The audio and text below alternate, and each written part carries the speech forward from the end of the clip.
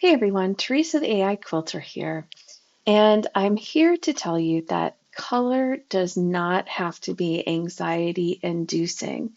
There are mathematical relationships between the colors in our color wheel, and by leveraging those relationships in what I call the color neighborhood, you can have successful designs for your quilts every single time.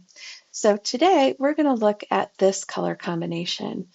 I am obsessed with color. I love how color plays into the designs and patterns I create, how they can create depth, and it's helped me a lot in understanding color when I go into a quilt shop.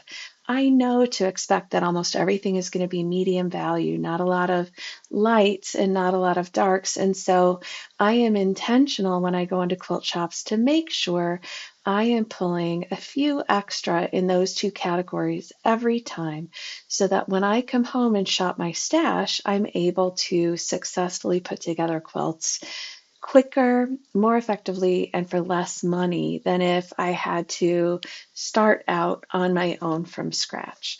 So today we're going to look at why this color combination works. On the left, I've got Pinterest up. I love just hanging out in Pinterest, looking at color combinations. I grab different ones all the time. And on the right-hand side is my color mapping application.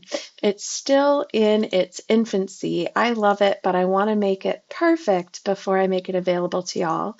But what I'm doing is selecting the colors that this graphic designer put together and published on Pinterest. And we're going to examine the relationships between them to understand why does this work.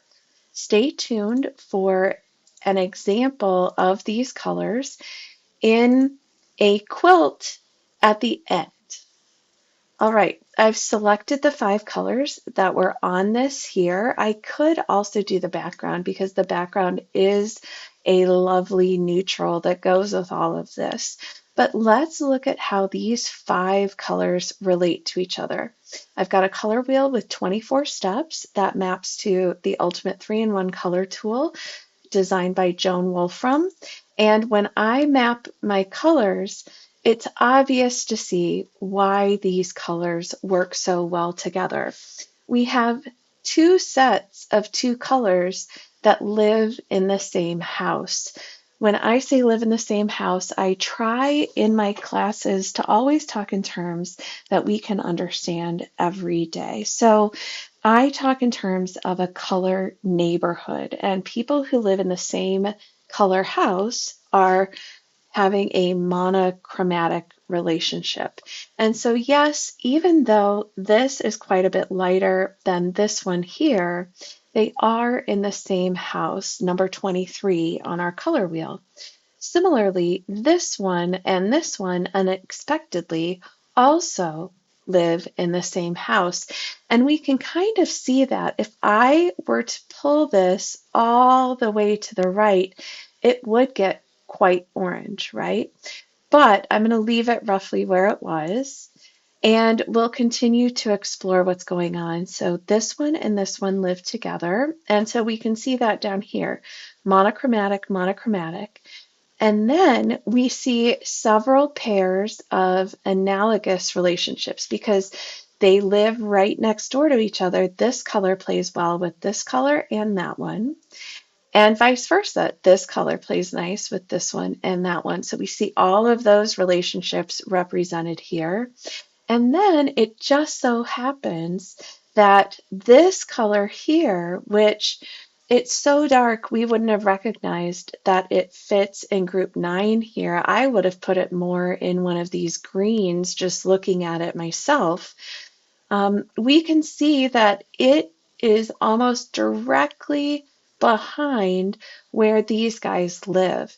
And so, when you're in a neighborhood, often the neighbor that you share a backyard with, they tend to be someone that you see when you're out gardening or mowing, and so you build a relationship with them. Similarly, on a color wheel, the color that is directly opposite from another color tends to have a really positive complementary relationship with the color across from it.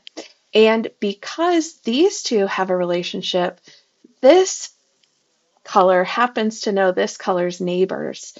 And so they all get along pretty well. And so we see here it says partial split complement. A split complement makes a triangle on the color wheel. Now, in this case, we don't have anything for the other leg of the triangle, which would be over here somewhere. If we did, then we would have a full split complement. But because it's partial, we see that it's only the left-hand side or the right-hand side of the triangle, depending on how you look. And so one relationship would be to go from here over and down. Another way to look at this would be to go here, over, and across.